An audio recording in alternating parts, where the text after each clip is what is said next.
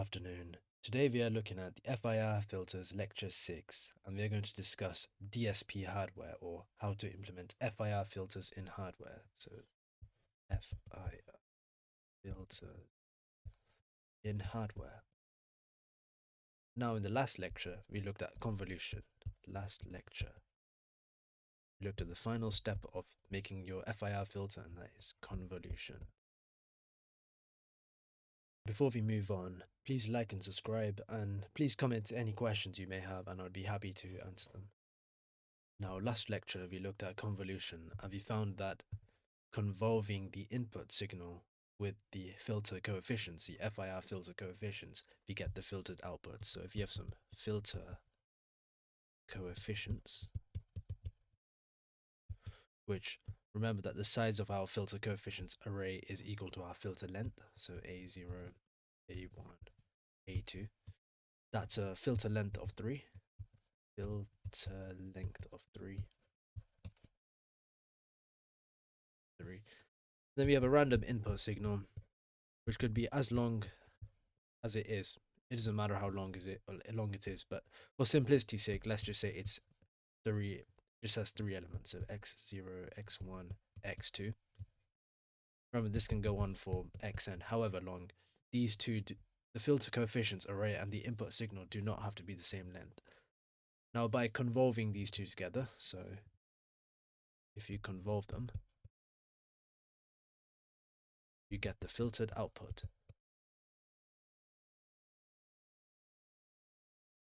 Now, the filtered output has this a formula or an equation that looks similar to this. So filtered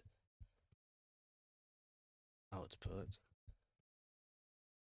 would equal the A0 multiplied by x2 plus A1 multiplied by x1 plus A2 multiplied by x0. And you have a formula like this. You get this kind of equation that comes out.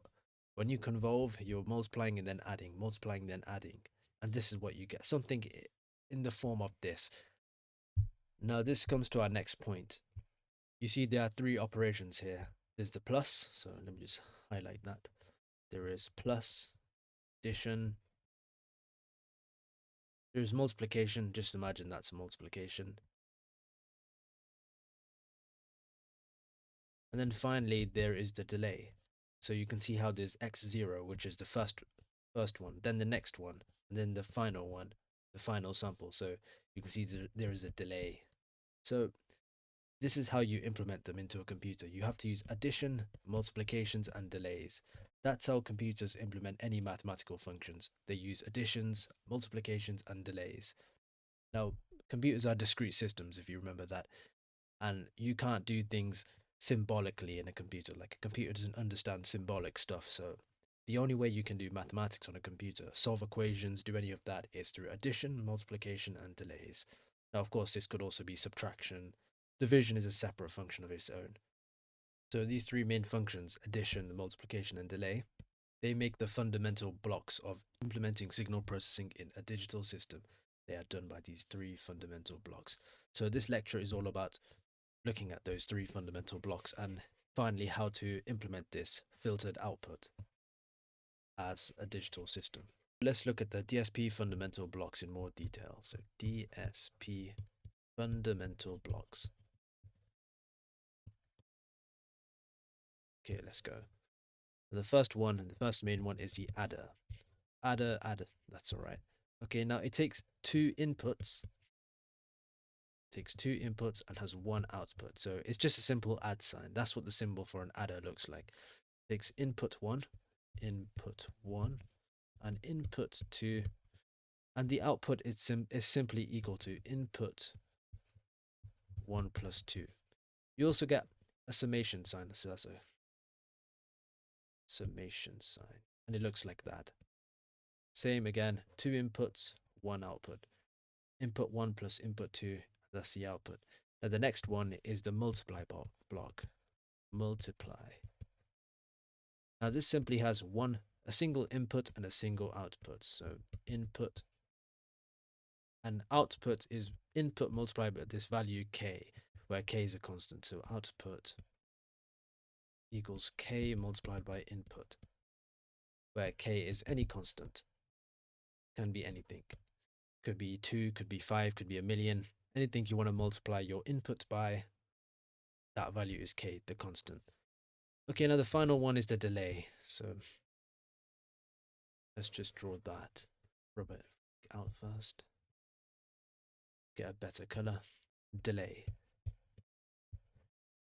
Now its symbol looks like this. Z minus 1 has a single input and a single output. And it has the symbol Z minus 1. Now delay delays the signal by 1, but delays the signal by 1 period. By 1 period. Now what does that mean? Well, imagine if you have a sampling frequency of 1 kilohertz. Well, that means your period is 1 over 1 kilohertz, which equals 1 millisecond. So this Z minus 1 delay block will just delay by 1 millisecond, or delay by the period.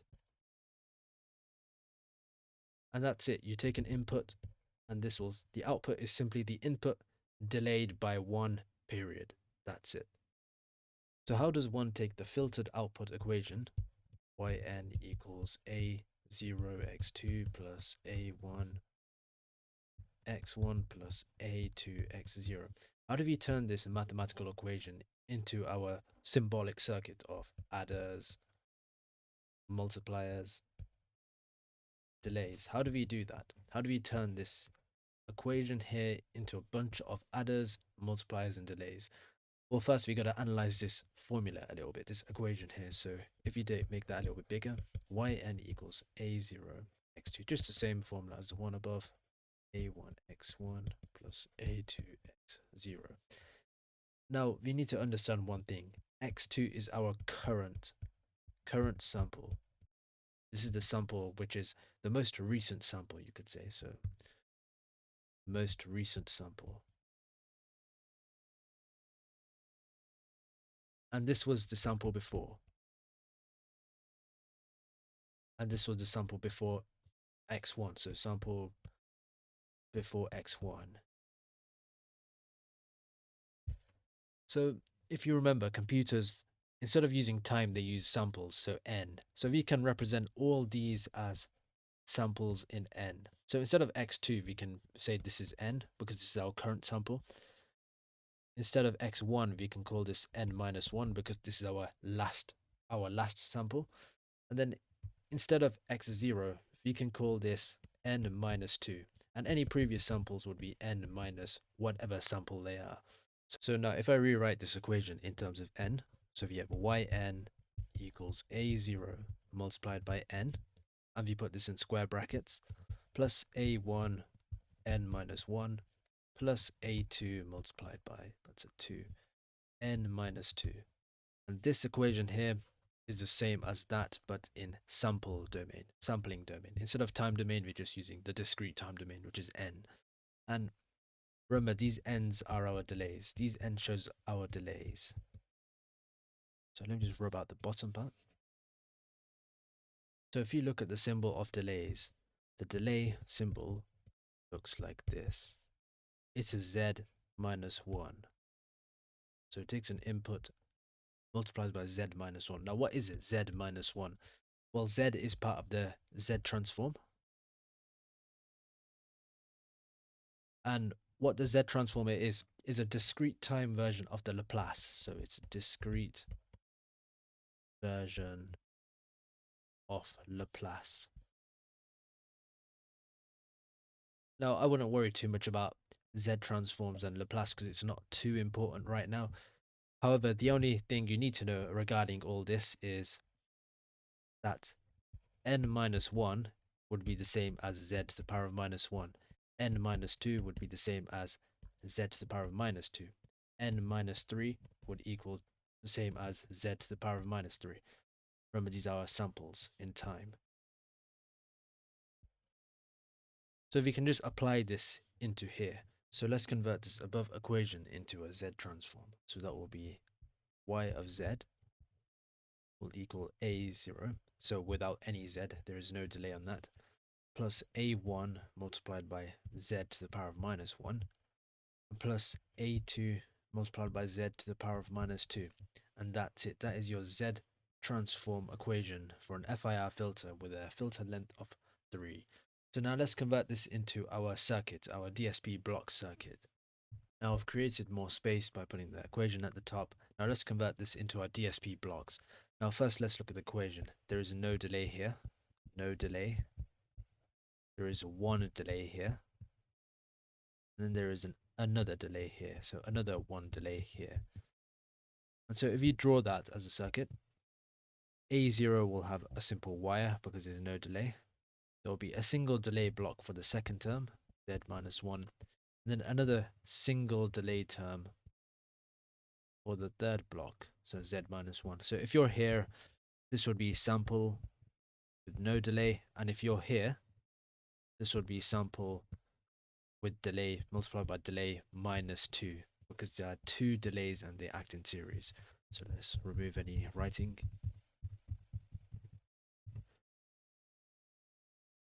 And so now you have our delays sorted. Now the next part you should deal with are the multipliers. So let's multiply. So A0 is just, that's all is multiplied by A0, the first filter coefficient term.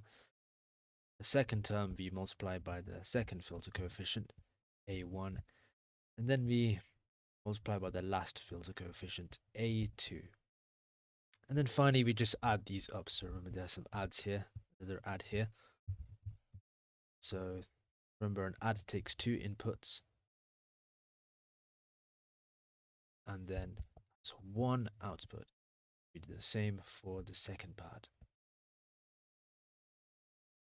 And that is the FIR filter for a filter length of 3 complete. And this is XN.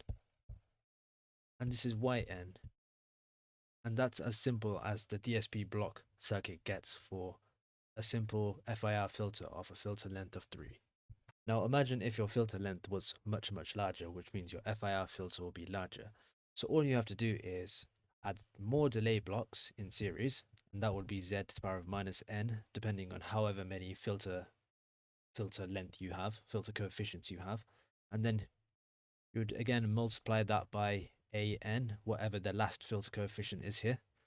And then let's just delete that. Go back to a pen. And then you would just add, and then you'll just add that together. And that would be your YN. I'll just put this dots here because for however long the filter goes for. So it's important to understand how the computations or how the DSP blocks scale with the filter length. So as you increase the filter length, how does a number of DSP blocks scale with it? So here we can see for a filter length of 3,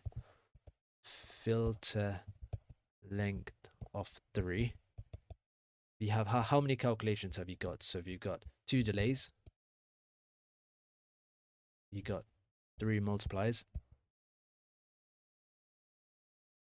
and then we finally got 2 adds. So for a filter length of 3, we have 7 calculations. So this is 7 operations that the computer will have to do. So this is an important factor to look into when you increase your filter length, because if you have a higher filter length, these calculations, they start to add up.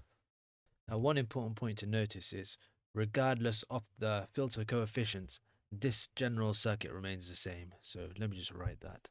Delete some of these stuff. So same circuit or same general circuit regardless of coefficients.